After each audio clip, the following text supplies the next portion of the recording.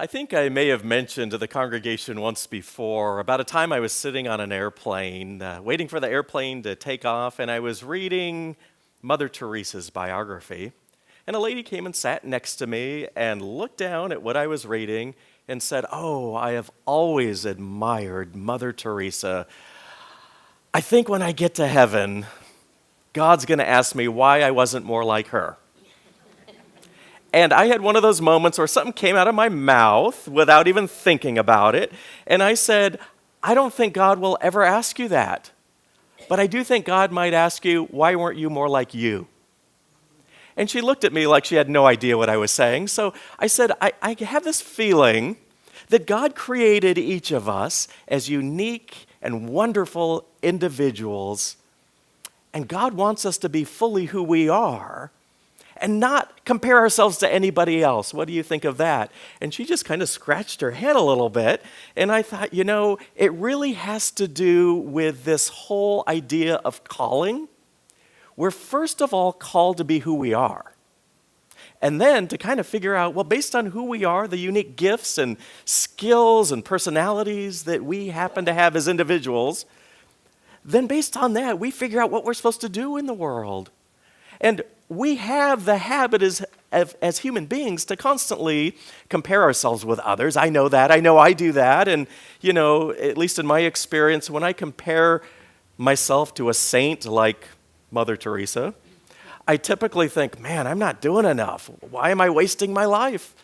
But then when I compare myself to the great sinners of the world, like maybe Adolf Hitler or Charles Manson, I think, well, I'm doing pretty good here, actually, But the idea is, what if we gave up all comparisons altogether and we just decided to consider exactly who we are as these unique and wonderful human beings that God's created us to be, and let that just overflow into what we do in the world and make some kind of difference.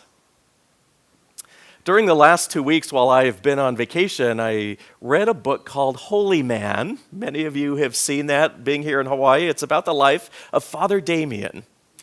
And Father Damien, if you don't know who he was, in 1864, the same year my great-grandmother was born in the little village of Kapa'ahu, Damien went there to be the pastor, the priest of this little tiny church of Hawaiians. It was the year my great-grandmother was born, and we know that she was Catholic, and so we've always wondered, at least I have, I wonder if Father Damien actually baptized my great-grandmother. Maybe someday I'll find out, but so far the Catholic Church doesn't seem to have records for that little piece of out-of-the-way part of Hawaii called Kapa'ahu. It's a part of Kalapana on the Puna coast. Well, Damien was there for about a year or so, and then he went up north to the Kohala and Hamakua districts, and he spent about 10 years or so on the Big Island. And towards the end of that time, the bishop and some of the other Catholic dignitaries were saying, we've got this colony. Back then they called it a leper colony. Today we tend not to call people with leprosy lepers because it's kind of a derogatory term for them. But in those days, people were saying, the Catholic authorities, we need to send a priest to the leper colony and work among the lepers there. And in those days, leprosy was the dreaded disease that everybody feared and everyone thought was highly contagious. Now, in these days, we know that it's not highly contagious, but they didn't know back then, and so nobody wanted to be anywhere near someone who had leprosy. Well, guess what? Father Damien basically raised his hand and said, I'll go. And he went to the Kalapapa Peninsula and served among the lepers for the rest of his life. He was possibly the only person who spent time touching lepers. He would place communion on their lips or on their tongue. He would possibly give them a handshake or a hug. He would actually eat with lepers, people who had leprosy. In fact, in the book it said that he would stick his fingers in the poi bowl and eat out of the same poi bowl that they were eating out of. And after several years, his health started to deteriorate, and he found out, that he also had leprosy. Now, leprosy is a dreaded disease because your body slowly disintegrates, your mucous membranes, your lungs, your skin, and it's a very difficult and painful, slow process that leads to death. The only saving grace was that people often lost feeling, and so the pain wasn't as bad as it could have been. But the isolationism for Father Damien, he said that was the worst. As bad as the pain was, being away from the rest of civilization, that was the hardest thing. Well, as I'm reading about Father Damien and how he lived there, and eventually at age 49, he died from leprosy and eventually became a saint, known as Saint Damien today. But as I'm reading his entire book, I often caught myself comparing myself to him, saying, Alan, maybe you should be more like him. You've got it pretty easy here in Koloa, compared to what he did on Molokai. Is there something else you should be doing with your life? And, I caught myself over and over again starting to compare myself with Father Damien. And I kept hearing the voice of God saying, Alan, be who you are. Don't try to be who anybody else is or was, including Father Damien. Pay attention to your calling in that way. Well, as I was thinking about Father Damien and Mother Teresa, and also looking at our text in the Old Testament today from Jonah, it occurred to me that it's all about calling. What are we called to do? What is God calling each of us to do today? And for the rest of our lives, whether we're young or old, doesn't matter. What is God calling us to do? And I kept thinking about what is a message in all of that for all of us. And one of the things that came to my mind is just figuring out what our calling is. Jonah, I think, had it pretty easy. God said, hey, Jonah, go to Nineveh. This is what I want you to say to the king and the people of Nineveh. It was so clear, but I'll just tell you, my calling was nothing like that.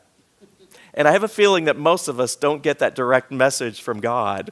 In fact, for me, when I went to seminary, I know I shared part of this story with you before. When I went to seminary, the last thing on my mind was that I was going to be a pastor or a preacher, because I grew up with a speech impediment all through elementary school, and I knew I had the speech impediment because I was constantly reminded of it, especially when people laughed at me.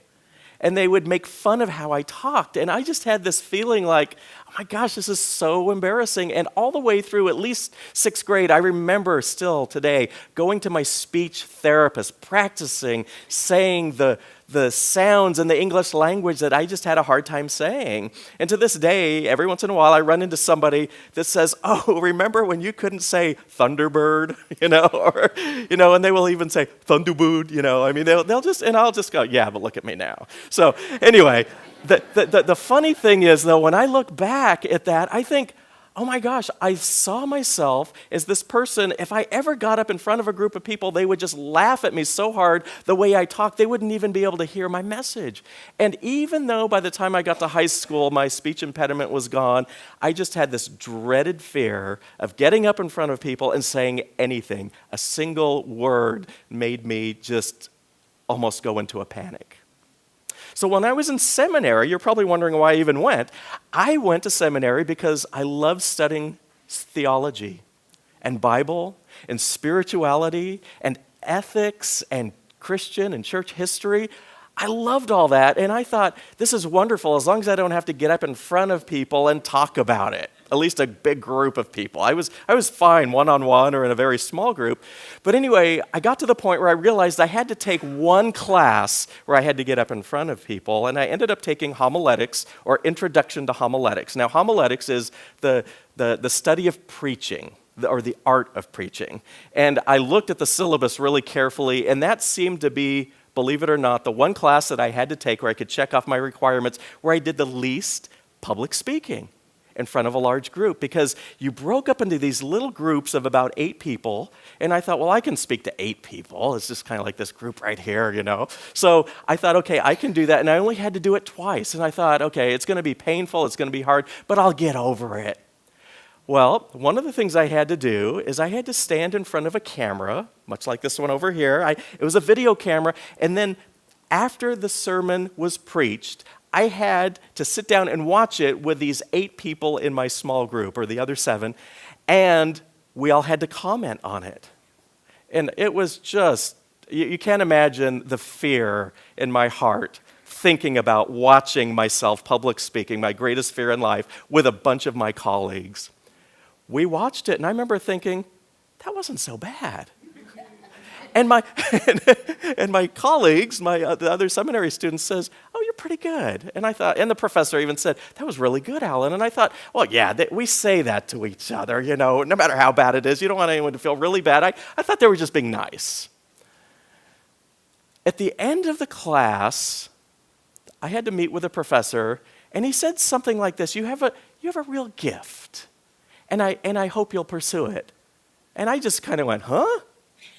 You've got to be kidding. And I got an A in the class. When it was all over, I looked back and I thought, you know, I actually enjoyed it. Who knew? Then I took the public speaking course that the seminary offered, and then I took advanced preaching.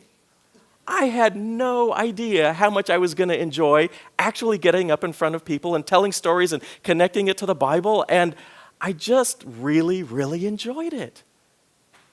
I remember somebody telling me once when they saw, I can't remember if it was a classmate or somebody at my church, they just said, you're going to be a really good preacher someday. And I remember just laughing.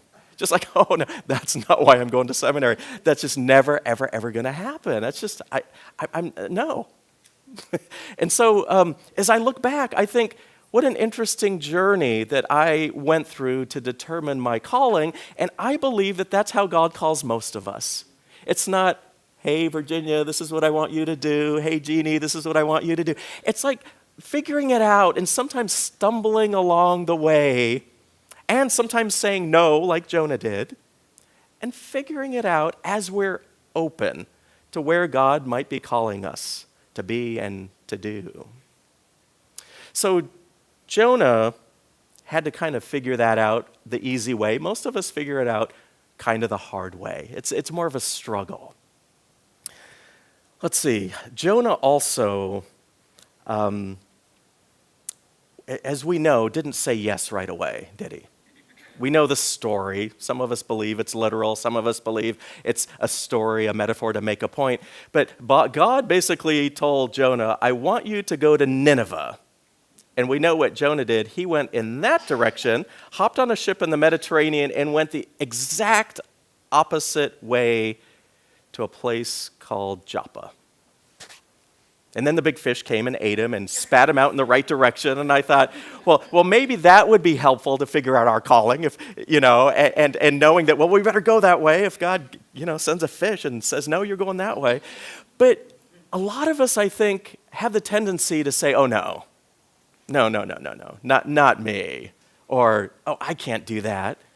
You know what's interesting in Jonah, and I just thought about this, I think, for the first time this week. I always thought Jonah said no to God the first time because the people wouldn't believe him and maybe kill him. If you read through Jonah carefully, you realize it's just the opposite. Jonah basically says at the end, God, you were going to show grace and mercy to them anyway. Why did you have to send me? You see, the people of Nineveh believed Jonah. They repented, they fasted, they turned from their evil and violent ways. They listened to Jonah. They listened to God, and Jonah was upset with God, basically because the people listened. And Jonah's point is, God, you were going to do this anyway. Why did you have to send me? Why did I have to waste my time? You could have done it without me. And the message is that I kept hearing over and over again as I was thinking about this and reading through Jonah several times this week is God probably can do anything God wants without us. But that's not how God tends to operate in this world, is it? God uses human beings to make the major changes. in the world that need to happen. Jonah learned that the hard way, as some of the rest of us do. But the thought here is we have the choice to say when God calls us, okay, God, we'll head in that direction or not. As I was thinking about the times in my life where I said, oh, no, God, you're going to have to do that one without me. It was just like, not interested, not my gift, that's my fear, not going. It occurred to me that every time God calls us to do something significant, and it might be something huge, or it might be something very small, but every single time, it makes a difference. And what helps me to say yes is to remember the ripples. And I tell myself this over and over again, Alan, just remember the ripples. And you know, if you take a big rock and you go to a lake and you just drop the rock, there's a ripple and it keeps going. And right behind it is another ripple and then another ripple and another one. And pretty soon you're looking out there and you know those ripples keep going and going, but you can't see them anymore. I remind myself constantly of the ripples because I know that when I do something significant in the world, it makes a difference even when I can't see it. Those ripples keep going. In November of this last year, I got a phone call. I was in a meeting in Honolulu with a conference, and I was busy, and I saw a number from Los Angeles I didn't recognize, and I thought, well, it's probably not really for me. It's probably somebody trying to sell me something. Well, I listened to the message a little bit later, and it was from a man who was in my Sunday school class when I had first started seminary. You know, he's probably getting close to 50 now. His name's Randy. And I remember I was working at his church when I was in college, and I was his Sunday school teacher when he was in 7th and 8th grade. And then I think when he was a sophomore in high school, I became the youth director of that particular church. And so I taught Sunday school and led youth groups and Bible studies and things like that up until I think he was just maybe finishing up his junior year, beginning of his senior year. Well, I called Randy back because he left this message indicating that he wanted to talk to me, and it sounded urgent. And I thought, how bizarre. I haven't spoken with him in 30 years. And I think one time, I remember one time seeing him at a mutual friend's wedding years ago, and we just kind of, hey, good to see you. We didn't know each other were going to be there, and it was just a neat little, just good to see you, but it lasted like an hour, and then I don't think I heard from him again. Well, basically, he was telling me on the phone in November how fearful he was of what was happening politically in the country, and how there were things that were happening in his life that made him very, very fearful of what might happen in terms of healthcare. He's been ill since he was a child, and I just let him talk. The conversation lasted for well over an hour, maybe an hour and a half, but I just wanted to listen and just, hear what was on his heart. The other thing is, there was another kid in the youth group back at that time, 30-some years ago, who had recently died just a little over a year ago. And this person had been suffering from an injury, and Randy had just found out about it and was just so distraught that this person that used to be a good friend was suffering and now was dead, and he didn't know even that anything was wrong.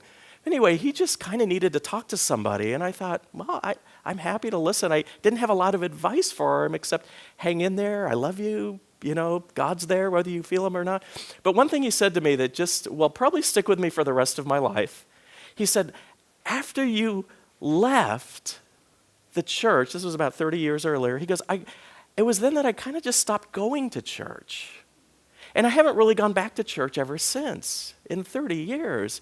But there's been some things just really bugging me and questions I have about spirituality that I just felt like I needed to talk to somebody about, and I didn't know who else to call.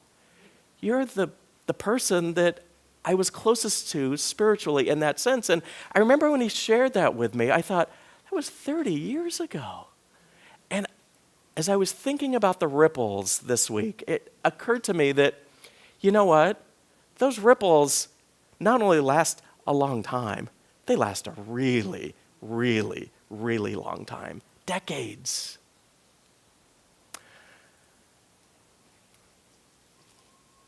As I kind of wrap up my message today, I want you to think about the ripples that people have made in your life, whether you know those people or not. And I want you to think about the ripples that you may have started a few days ago, a few years ago, a few decades ago. And remind yourself that those ripples are still going out there somewhere. You will probably never know or see the results. But remember the ripples. Think about what God might be calling you to do today to make some really positive ripples in the world. And think about saying yes, even though you may have said no before. One of the inspiring things about Jonah in that story to me is that even though Jonah said, absolutely not, I'm going the opposite direction than where God's calling me, God gave him another chance. And I know that that has been true in my life, where God's given me another chance, and I believe God gives us all many, many more chances to say yes, to make that difference, and just know that those ripples are going on and on and on, even long after we've forgotten about them. Enjoy making a difference and remind yourself of the ripples. Amen.